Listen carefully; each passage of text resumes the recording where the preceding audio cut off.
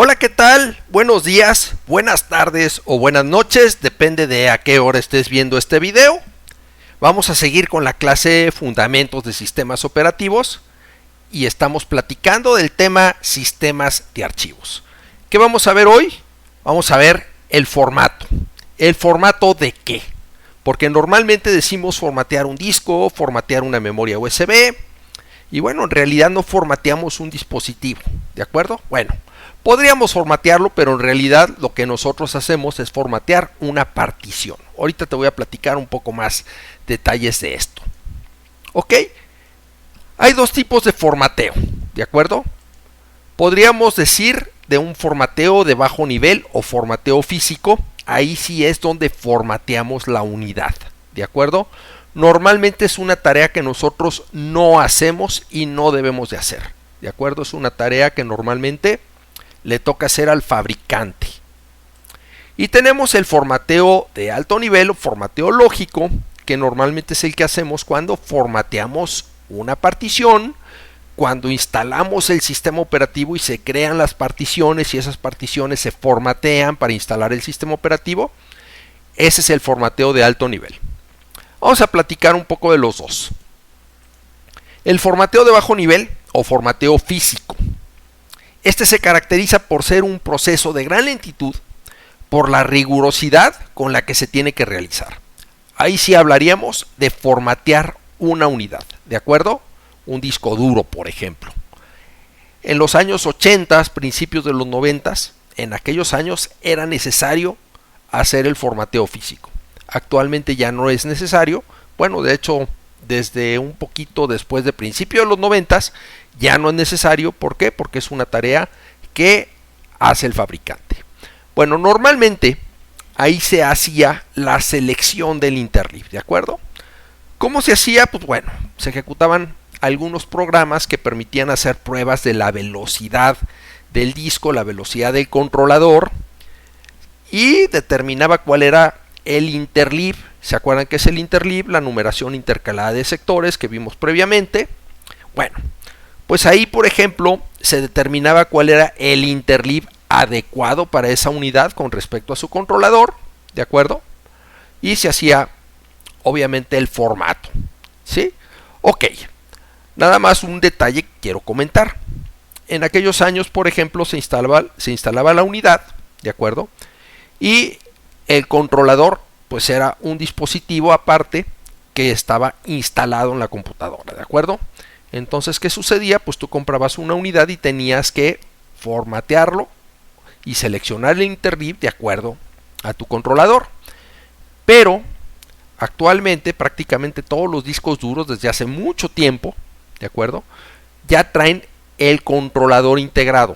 Por lo tanto, solamente se comunican a través de un bus a tu computadora, ¿de acuerdo? Por esa razón, el formateo de bajo nivel o formateo físico lo hace el fabricante, es decir, a nosotros no nos toca hacerlo. Esta tarea es una tarea que no tenemos que hacer, y si encontráramos un programa para hacerlo y lo hacemos, corremos el riesgo de dañar la unidad. Ok, el formateo de alto nivel o formateo lógico, que es el que normalmente hacemos cuando instalamos el sistema operativo, y cuando se hace esto es cuando se crea el sistema de archivos en una o varias particiones del disco, ¿de acuerdo? Ok, normalmente este formateo se hace de manera rápida. ¿Por qué? Porque solamente escribe o reescribe para inicializar las áreas del sistema de archivos que son utilizadas para llevar el control de los bloques libres, también llevar el control de los bloques ocupados,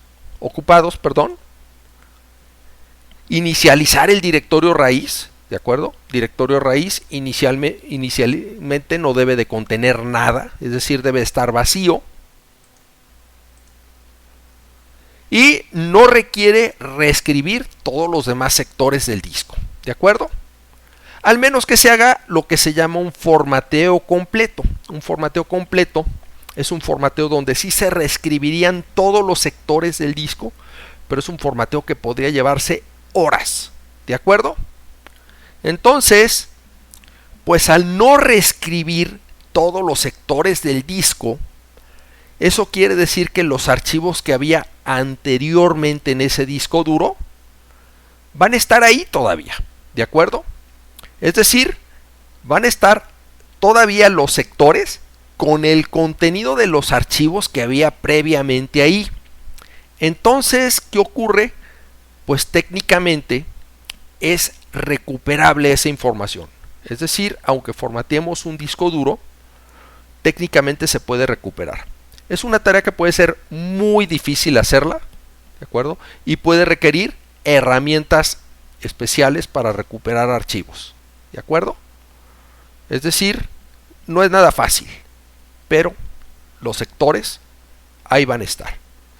Obviamente, pues después de un tiempo y conforme empecemos a almacenar nuevos archivos, entonces se van a reescribir los sectores que estaban ahí, de acuerdo, de los archivos anteriores, se van a reescribir y pues obviamente los archivos van a ser irrecuperables. Otra de las cosas que es muy importante es que escribe el sector de arranque de la partición o superbloque, que es lo que vamos a ver a continuación. ¿De acuerdo? Ahí se inicializan los parámetros de la partición. ¿De acuerdo? ¿Qué parámetros? Lo vamos a ver a continuación. Ok, ahora nos vamos a enfocar a ese sector de arranque de la partición o superbloque. ¿De acuerdo? Por cada partición debe haber un sector de arranque que también se le llama superbloque.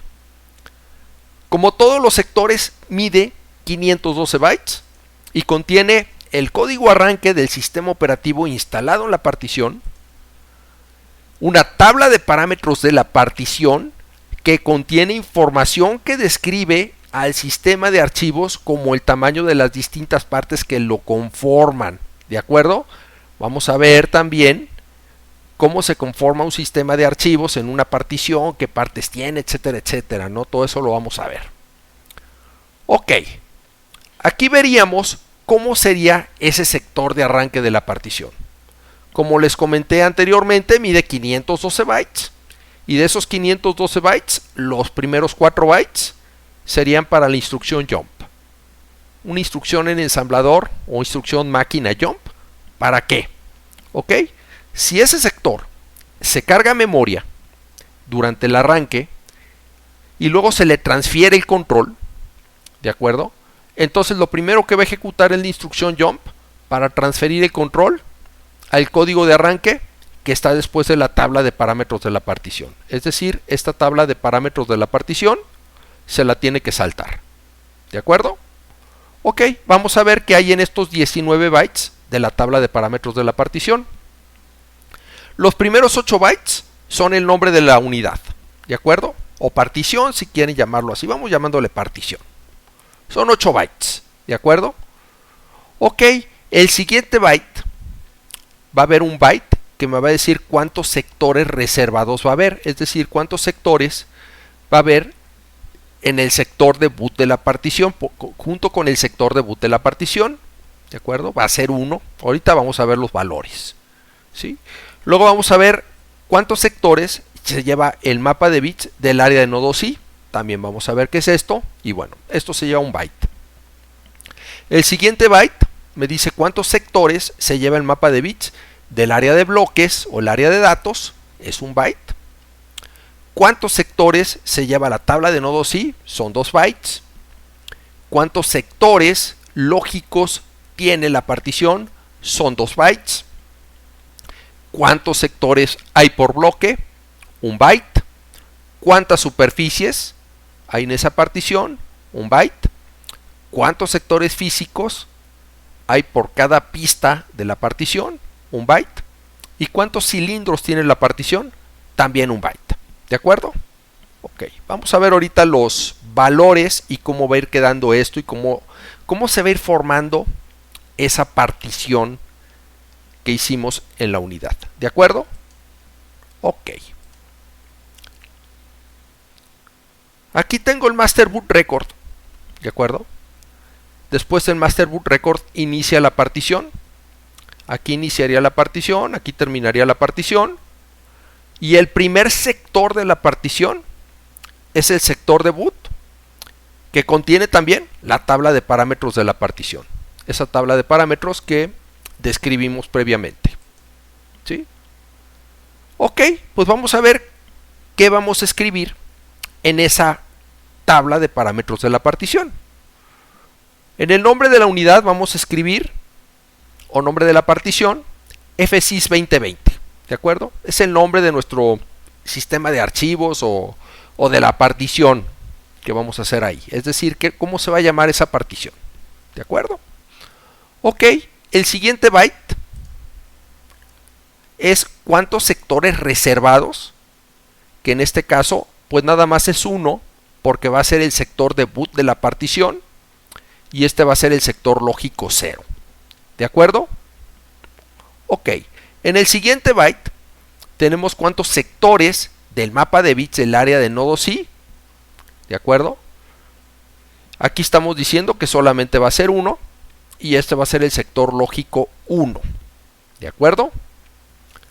Luego, ¿cuántos sectores del mapa de bits del área de bloques? Aquí vamos a indicar que van a ser 6 sectores. ¿De acuerdo?